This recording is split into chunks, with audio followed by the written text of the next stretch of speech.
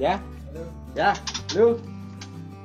Ini tak gebuk nih kandang ternaknya nih. Ya, Ini ngomong-ngomong mulai dari tahun berapa ini ternak? saya ternak murai dari tahun 2013.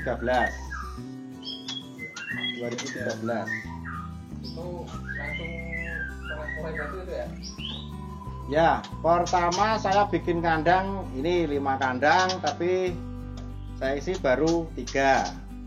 Nah, terus berjalannya waktu, terus bisa nambah ada anakan betinanya saya pakai, jadi betinanya saya pakai sendiri. Awalnya saya cuma punya gacok 1, itu nias pertama. Terus saya pakai lapras prestasi saya masukkan kandang. Akhirnya awalnya saya ingin saya konsumsi sendiri, anaknya ingin saya bikin gacok sendiri. Ternyata ada yang minat beli gitu. Ternyata awalnya terus ada yang prestasi tuh, terus karena ada yang prestasi, terbukti prestasi, terus yang betina saya simpen, terus saya cari jantan itu betina saya pakai ring saya sendiri, anak nias itu sampai ini kandang ini semua kebanyakan berbau nias tuh. Saya yakin kenapa saya pakai berbau nias, karena nias itu pertama burungnya jelas spekter, terus volumenya kristal. Jadi di telinga Yuri itu biasanya kelihatan terdengar celing karena yang kristal, volume kenceng. Terus yang ketiga darah nias itu cerdas, biasanya cerdas, di mastery itu cepet masuk gitu. Berarti emang awalnya ini dari tujuan prestasi ya? Ya, ini dari tujuan prestasi. Dulu saya pakai untuk main-main di Latberan gitu. Pertama tahun ya itu 2012, 2013 itu waktu Gunung Kidul masih satu EO yaitu Handayani BC itu. BC coba ternyata jalan kok. Ada kemungkinan untuk anakan prestasi prospek, terus saya pakai untuk ternak itu. Ya. Yang lokal Gunung Kidul sudah banyak yang prestasi, terus di Jogja itu ada sekitar 3-4 yang saya pantau itu sudah banyak prestasi. Terus Jawa Timur, daerah Pacitan, terus Wonogiri, daerah Batu itu sudah banyak yang pakai ring saya. Sebenarnya kan awalnya itu cuman saya ingin menyalurkan hobi. Bagaimana saya menyalurkan hobi yang bisa mendatangkan hasil gitu. Saya berkecimpung suka hobi burung itu dari tahun sekitar 98 itu saya sudah seneng melihara burung, terutama murai. Dari awal memang saya seneng main murai yang seperti itu. Sampai saat ini sudah berapa kandang berarti? Ini 10 kandang. Saya pertama 5 kandang, terus bikin lagi 5 kandang. Yang khusus 5 kandang itu memang saya peruntukkan untuk anakan saya sendiri. Jadi saya menyilangkan dari hasil ternakan saya yang awal itu, saya silangkan betina jantan mana yang kira-kira bisa pas, karena belum tentu pejantan bagus dijodohkan dengan ini hasilnya bagus itu belum tentu. Tapi saya masih mengotak-atik, nanti saya ganti lagi sesuai dengan sampai saya dengan puas. Saya ternak itu mencari kepuasan, jadi kepuasan dengan hasil yang memuaskan gitu. Jadi bukan sekedar saya itu ternak terus laku dijual dapat hasil, enggak, tapi saya bener-bener mencari kepuasan. Makanya saya kalau menjual anakan itu mesti selalu saya pantau dimanapun orang yang membeli anakan saya, mesti setiap bulan lah rata-rata saya pantau gimana perkembangannya, sudah dicoba apa belum, terus kerja di lapangan seperti apa, itu saya pantau terus. Jadi untuk pembenahan saya sendiri. Jadi itu rata-rata satu kandang itu berapa itu anakannya?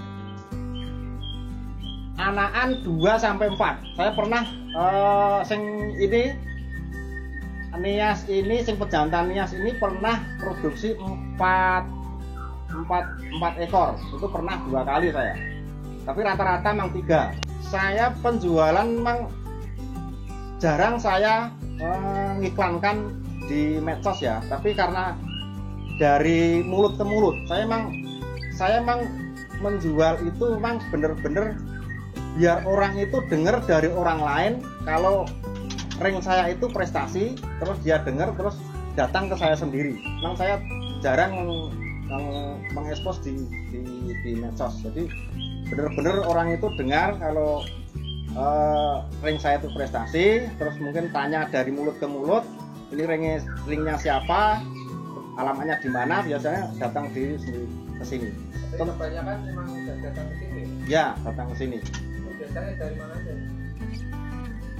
Ini yang jelas Jogja sudah, Jogja itu jelas. Terus Jawa Timur, daerah Pacitan, ini orang Wonogiri juga pesen tapi belum ada yang siap jual. Wonogiri, terus daerah Batu itu sudah mengambil sini. Itu biasanya berapa sih jual anak-anak jantan itu? Saya jual itu umur 1,5 bulan sampai 2 bulan, itu antara 2,5 sampai 3 juta. Ya, tergantung nanti usia lebih dari 2 bulan, misalnya hampir 3 bulan, itu nanti harganya juga lain. Jadi kalau udah buat anak yang terbukti nih, kalau buat dilokan ini apa ini? Sudah ada belum ini? Ini yang lokal itu, yang sudah prestasi itu di sini. Yang ini baru baru fik-fiknya jalan itu Megan.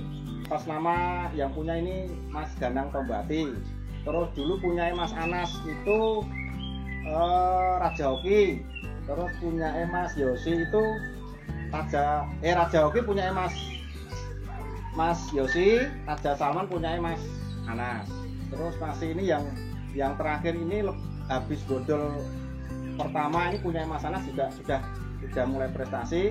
Terus ini punya Mas Keli ini lepas trotol kemarin dicoba sudah prestasi. Terus dengar yang di Jogja itu katanya dulu kan dibeli temen Yuri terus dijual ke orang Jalan Kaliurang, itu ternyata katanya sana juga sudah prestasi, itu ternyata dijual harganya juga sudah tinggi. Itu saya dengar seperti itu.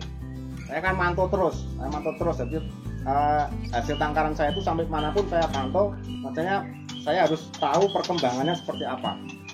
Gitu. Apa ini burung ikannya ini? Ya ini saya yang jelas sudah banyak yang prestasi itu kan yang induan yang awal sendiri itu kan yang itu pejantannya Nias. Saya silangkan dengan ekor putih.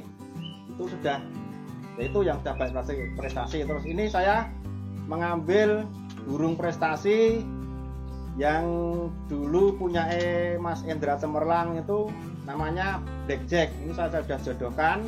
Betinanya juga ring saya sendiri. Yang alhamdulillah sudah produksi perdana. Ini anaknya sudah umur 12 hari. Bisa menambah induan itu dari hasil tangkaran saya sendiri. Yang jelas itu ya. Dulu saya cuman awalnya 5 kandang, baru isi 3 kandang, sekarang sudah 10 kandang. Itu dari hasil tangkaran saya sendiri. Jadi yang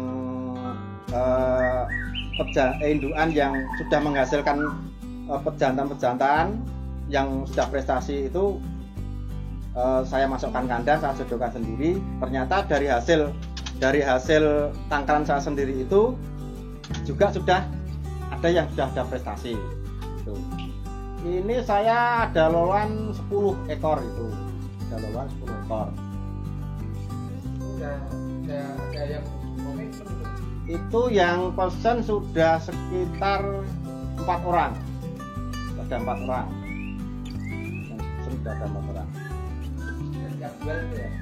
Ya nanti ngambilnya setelah ya paling enggak umur 1,5 bulan sampai 2 bulan. Tuh. Kadang kan gini, jadi pembeli itu kadang dia ambilnya itu nanti agak umur mendekati 3 bulan karena dia nitip masteran di sini. Karena gini, saya jual anakan itu istilahnya saya tidak jual kaset kosong, pita kosong. Jadi di sini sudah saya masteran